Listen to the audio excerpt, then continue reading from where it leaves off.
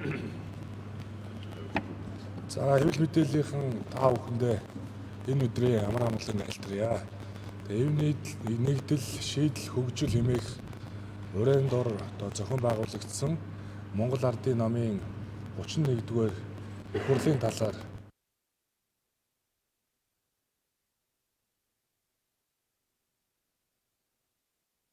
холбогдуулаад оны өмнө улс төрийн намууд шинэ хуулиндаа намын үндсэн дүрм, намын хөтөлбөр, зорилтуудаа нийцүүлэх үүргийг хүлээж байна. Энэ хүрээнд Монгол Ардын намын 31-р их хурлаар улс төрийн намын тухай шинэ хуулинд намын үндсэн дүрмээ нийцүүлэн 112 гаруй зүйлийн нэмэлт өөрчлөлтийг оруулж байна. За ингээд 112 зүйлийн нэмэлт өөрчлөлт орсонтой бас холбогдуулаад улс төрийн намын тухай хуулийн дагуу гендрийн тэгш байдлыг хамгаалах зорилгоор бүх намын бүх түвшинд удирдлагын 40% нь хүйсийн аль нэг төлөөлөл байхыг бас намын үндсэн дүрмэнд тусгаж өгсөн. Энэ хүрээнд дээр намын бага хурал удирдах зөвлөлд эмэгтэйчүүдийн төлөөлөл бол 40% хангаснараа бас онцлог боллоо. За мөн намын үйл ажиллагааг нээлттэй байх хүрээнд улс төрийн намын тухай хууль заасны дагуу санхүүжилтийг нээлттэйгээр олон нийтэд мэдээлж байх, намын төв байгууллагаас хяналт тавих, олон нийт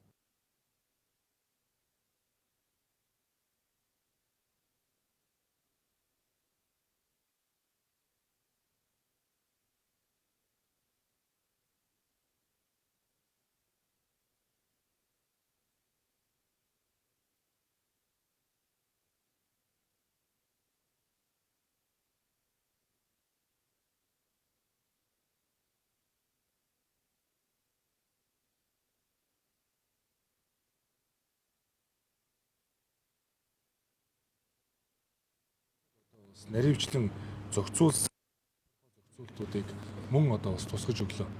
За та бүхэн мэдж байгаа улс төрийн намын тухай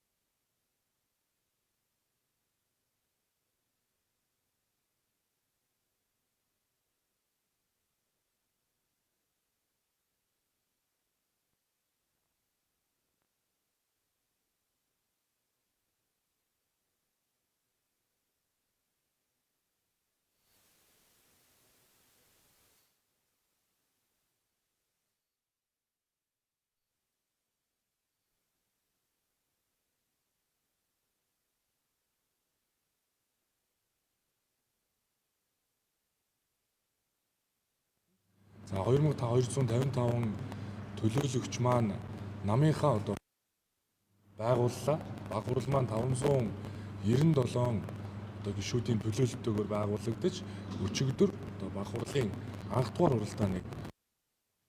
Тэгэхээр бага хурал анх удаа 40% нь эмэгтэйчүүдийн төлөөлөл багтсан. Ингээд анх дугаар бага хурлаас Монгол Ардын намын ерөнхий нарийн бичгийн дараагаар Монгол Ардын намын ерөнхий нарийн бичгийн дараагаар ажиллаж байгаа Янгуугийн Содбаатар даргаыг өргөжлүүлэн ажиллах шийдвэрийг бол гаргасан.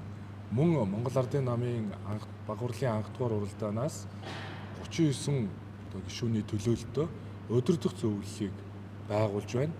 Монгол Ардын намын удирдах зөвлөлд бол бас тодорхой албан тушаалтнууд мөн нийслэл дүүрэг төлөөлөл, намын анх шатны байгууллагуудын төлөөлөл, намын дэргэдэх төрийн бус байгууллагуудын төлөөллийг багтаадаг. Үүний дагуу 39 гишүүний төлөөлөлтөд удирдах мөн Монгол Ардын нам 5 орон тооны нарийн бичгийн дарга, 3 орон тооны бус нарийн бичгийн даргыг мөн бага хурлаар томиллоо гэдэг ийм тодорхой мэдээллүүдийг бас та бүхэнд өгье.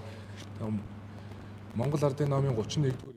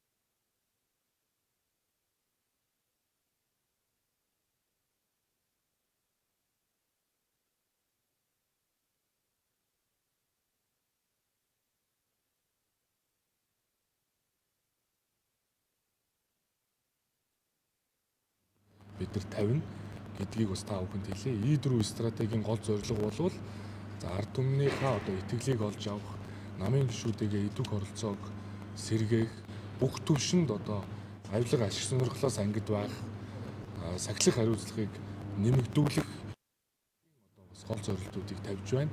Энэ ч хүрээндээ санхүүжилт, ил тод хариуцлагатай болсноороо бид нэр цаашлаад өнөөдрийн үүсэт байгаа авилга ашиг сонирхлын хэрэглэлтэй нэр холбогддог. За үүнээс болж намын нэр хүндэд сөргөөр нөлөөлдөг. Энэ байдлыг бол үндэс угсаагаар нь үндсээр нь өөрчлөх зорилгыг дэвшүүлэх хүрээнд тогтолцоогоо бас өөрчлөё гэдэг ийм зорилтыг дэвшүүлж байгаа гэдгийг бас хэлье.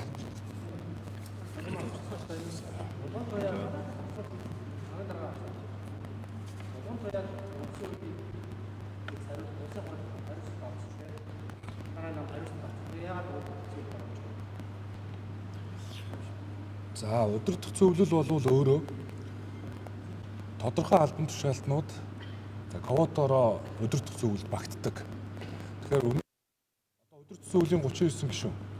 Жишээ нь улсын их хурлын дарга, ерөнхий сайд, засгийн газрын төлөөдөө засгийн газрын хэрэгжлэх газрын дарга, их хурлын дэд дарга, улсын их хурлын олонхын бүлгийн дарга, за мөн хотын намын орооны дарга, дэргэдэх төрийн бус байгууллагын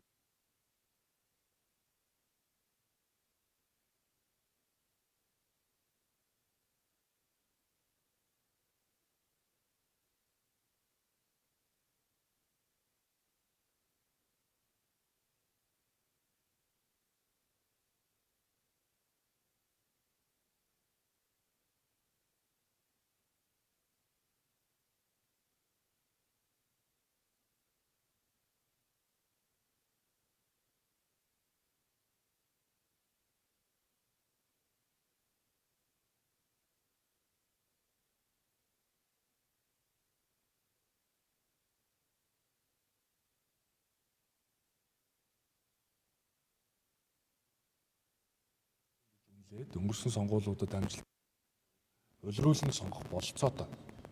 Тийм гэхдээ намын их хурлын дараа энэ одоо анхан шатны байгууллагууд хурал зөвлөгөөнөө дахиад хий. Дэргэдэх төрийн бус байгууллагууд мөн чуулгана зохион байгуул. Тэгэхээр эмэгтэйчдийн холбооны ерөнхийлөгч удирдах зөвлөлд холбоогоо төлөөлөөд одоо албан тушаалаар орж ийнэ гэсэн. Тэгэхээр эмэгтэй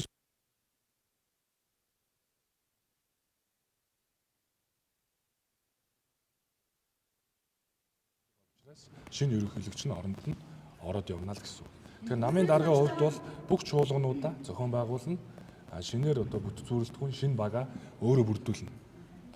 Засгийн газрын ерөнхийлөгчийн ажлын бүгд бас үлээж хийх юм. Та одоо намын дарга эндээ удирдах зөвлөлийн хурлыг хэзээ холбуулах их хурлын даргын төлөвлөгөөг бас хэзээ ярих вэ?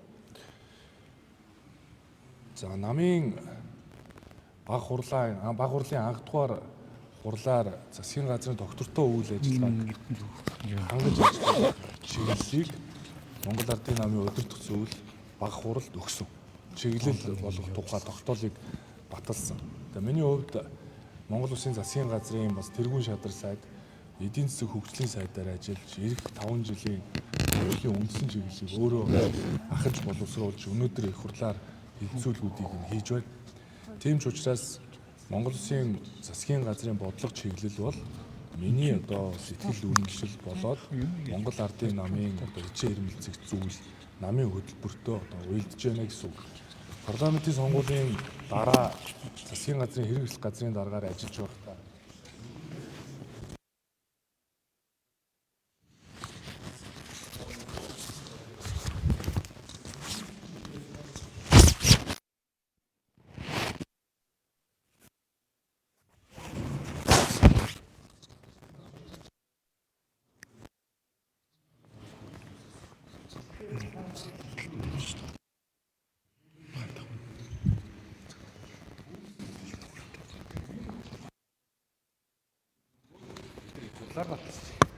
ингээд эх 5 жилийн чиглэлийг одоо хэлцэж байна.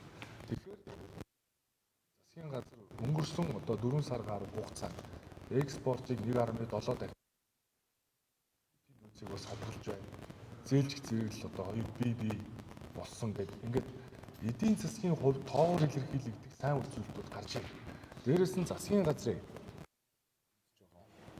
за энэ уул уурхай салбарын ил тод байдлыг хангуулах чиглэлээр ажиллаж байгаа бодлого үйл ажиллагааг бол би намын даргын хувьд одоо бүрэн дэмжинэ.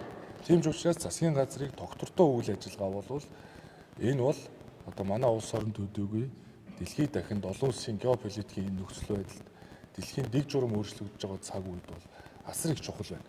Ялангуяа одоо хөрөнгө оруулагч нар бид бүхэнд одоо бас олон удаа хандсан. Одоо хууль эрх зүйн орчин шинжил хийж өгөөч.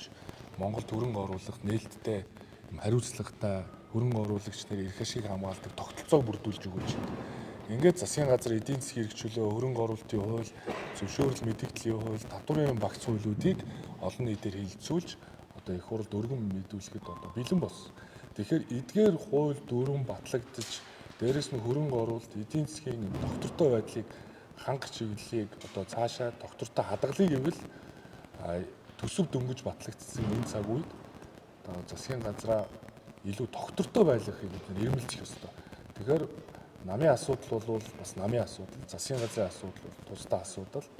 Тэгэхээр би бас энэ засгийн газрын тэргуун шадар сайдаар ажиллаж байгаагийн хувьд засгийн газрын доктортой үйл ажиллагааг хадгалж, хамгаалж, эргээд мөрийн хөтөлбөрийг одоо үнэлж дүгнэж, мөрийн хөтөлбөр биелүүлэхгүй байгаа тодорхой одоо салбаруудад хяналт тавьж, намын зүгээс, намын даргын зүгээс бол засгийн газрынхаа одоо шахаж шаардаж хяналт тавьж ажиллана гэдэг бас хэлээ.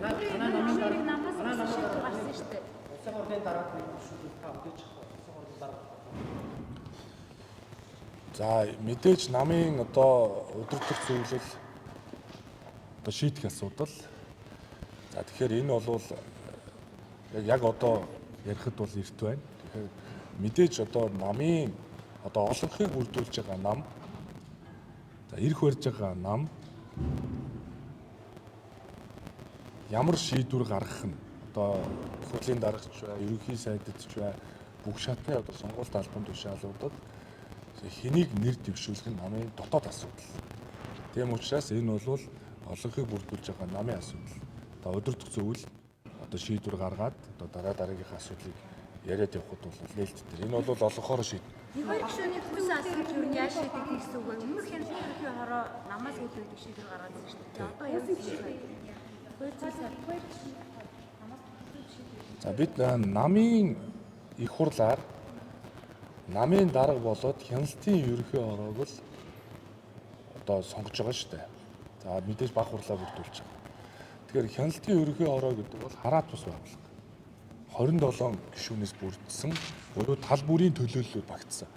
Дээрээс нь сая одоо 31-р их хурлаар намын анхан шатны байгууллагуудын төлөөллийг заавал нэг юм оролцуулах босго тавьсан. Намын үндсэн дүрмж гэсэн 25% гээ заасан байдаг.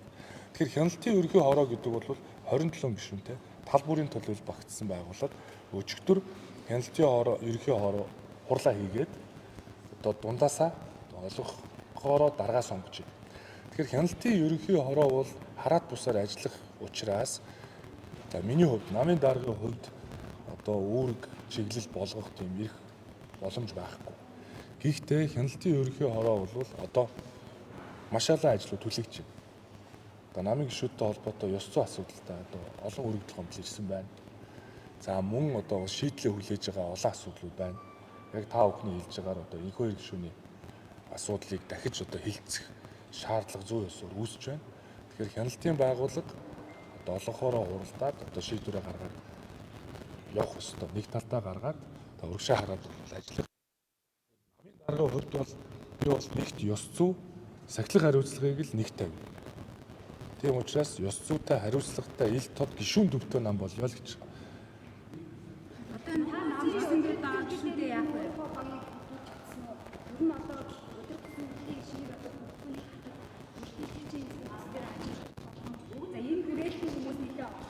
Бүрийн захиргааны байгууллагуудаас бас удирдах зүйл болсон. Энэ хуулийн зөрчил. Ер нь та яг энэ багаараа ирэх том сонгуулиудыг ингээд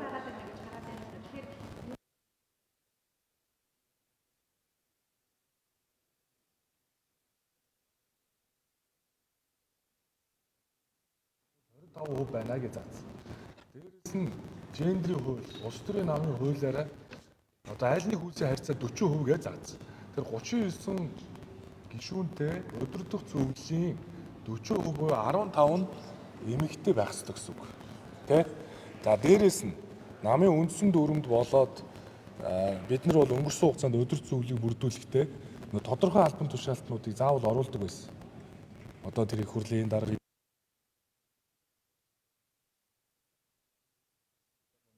залуучдын холбооны ерөнхийлөгч.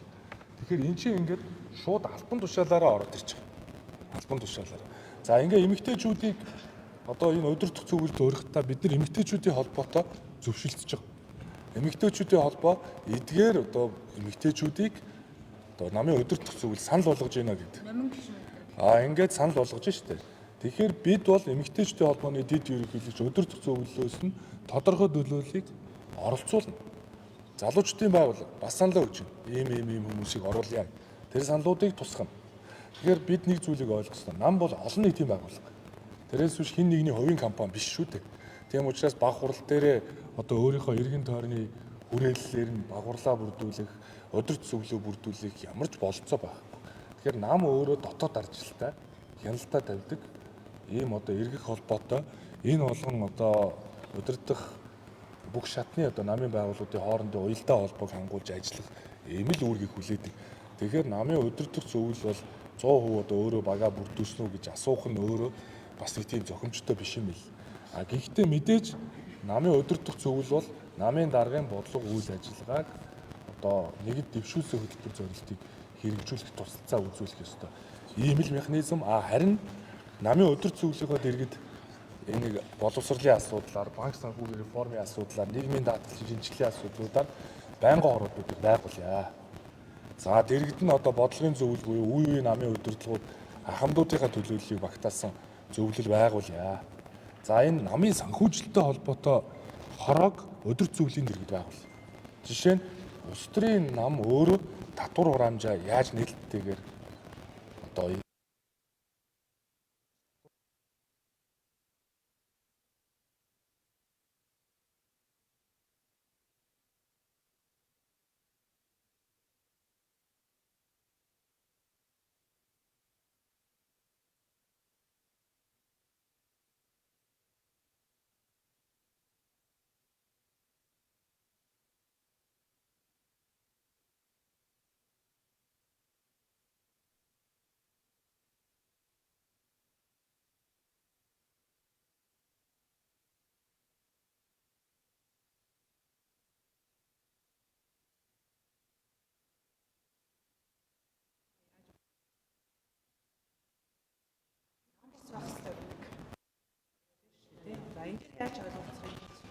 Бахуурлын гишүүд 597 болж өссөн шалтгаан.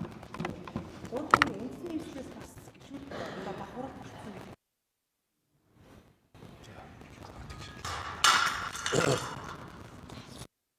Өнөөдрийн мэндийг дэвшүүлээ. Тэгэхээр Монгол Улсын намын энэ удаагийн бахуурлын бүрэлдэхүүнд бол дандаа Монгол Улсын намын гишүүд одоо орж үндсэн нийслэлээс орох боломж байхгүй. Ер нь олон түмний итгэлийг авч сонгогдсон улс төрийн намууд бол нэг намын орж эсвэл нэг их хурлын гишүүн нөгөө нам руу орох нь хуулиар хоригдсон шүү дээ. Их хурлын тухай хуулийн тодорхой заалтаар хараагүй. За манай нам бол өөрөө сүүлийн жилүүдэд захим 2.0 гэдэг томоохон өгдөг. 300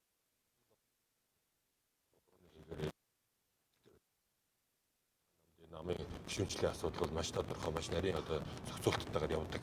Тэр баг хурлд орж байгаа өдөр зүйлд ямар нэгэн төрөн асууж байдаг төрийн за ерөнхийлөгчийн тамгын газрын тодорхой албан тушаалтнууд гэж ярьж байна. Ерөнхийлөгчийн тамгын газар манай улс төрийн албан тушаалыг ашиглаж байгаа.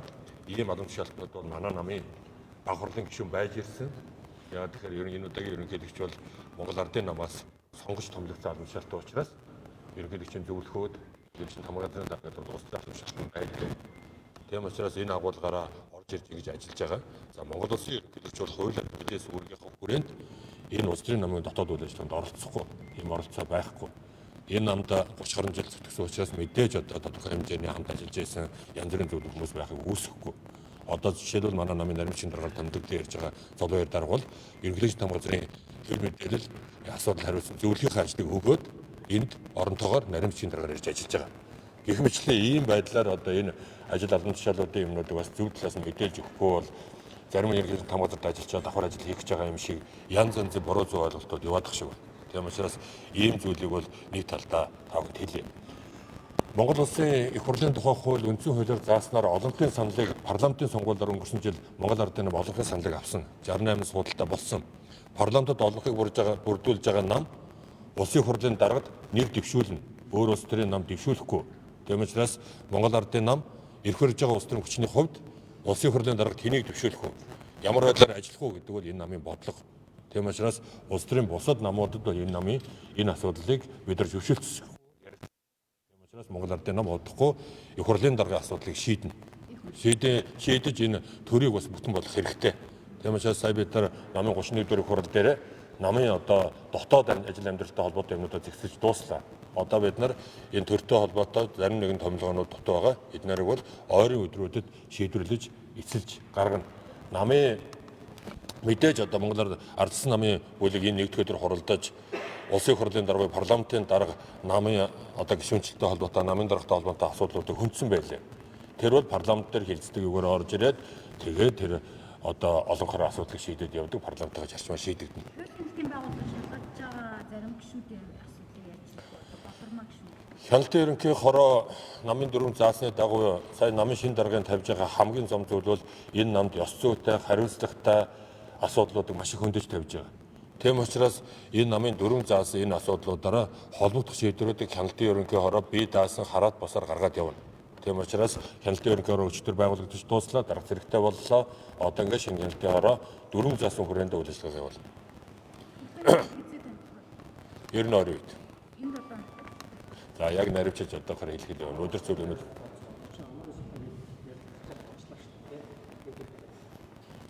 Энэ хяналтын ерөнхий хороо холбогдох мэдээлэл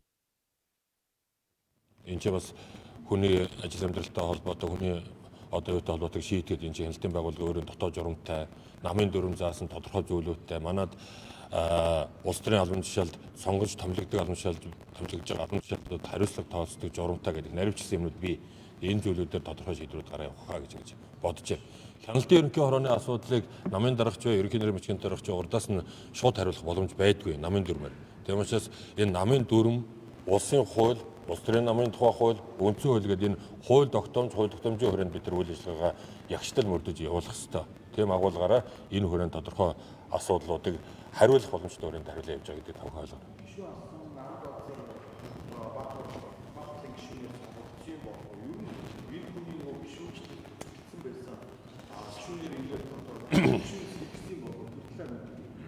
Ан дозор гишүүнийг тодорхой одоо асуудалтай холбогдуулаад одоогоос 3 жилийн өмнө хяналтын ерөнхий хороо намын гишүүнээс төр зүтгэлзүүлсэн юм байлээ. Шийдвэр нь. Зүтгэлзүүлсэн шийдвэр гаргахдаа нэгдүгээр заалтаараа бол тухайн одоо холбогдсон хэрэг түүг нь шүүх холбогдох шийдвэр эцлэн гарвал эргэж одоо гишүүнчлэн сэргэхээр хугацаатай яаж байгаа шүү дээ. Ер нь одоо эрүүг хэрэггүй байсан ч бай, иргэний хэрэгч бай тодорхой хугацаатай гардаг шүү дээ. Энэ шиг гишүүнчлийг зүтгэлзүүлэх, гишүүнчлээс хөөх өдрөөр тодорхой хугацаатай гардаг. Тэгм учраас тэр хугацааныхаа одоо асуудал нь шийдэгдээд энэ одоо хэрэг төвөд холбогдоогүй гэсэн учраас энэ одоо заалтаараа буюу тэр хяналтын ерөнхий хорооны шийдвэрээр Монгол Ардын намын гишүүнчлэн сэргэгдсэн байгаа.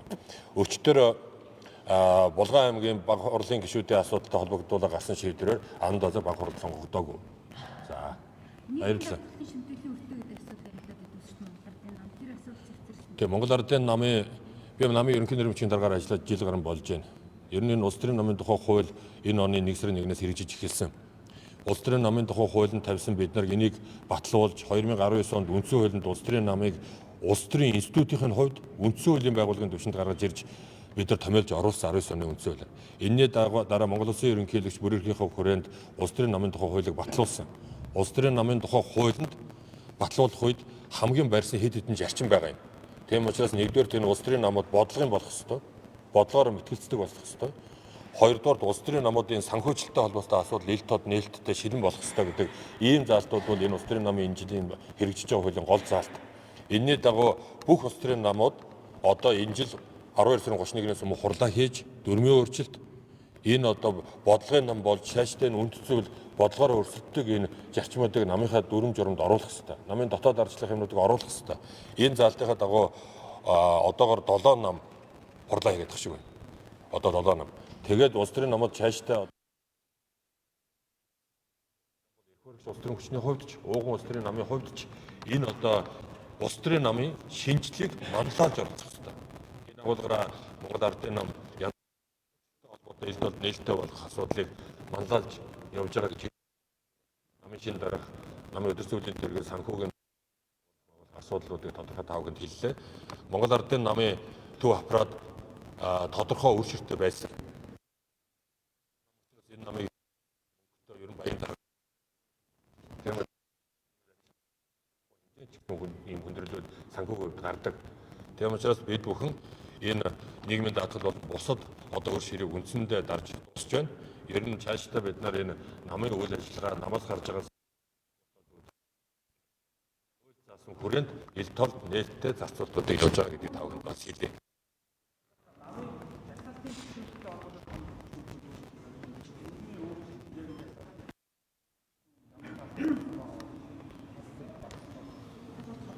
(2019 оны үндсэн хууль 2023 оны үндсэн хуулийн Монгол улс 126 гишүүнтэй сонгуул явуулдаг болсон.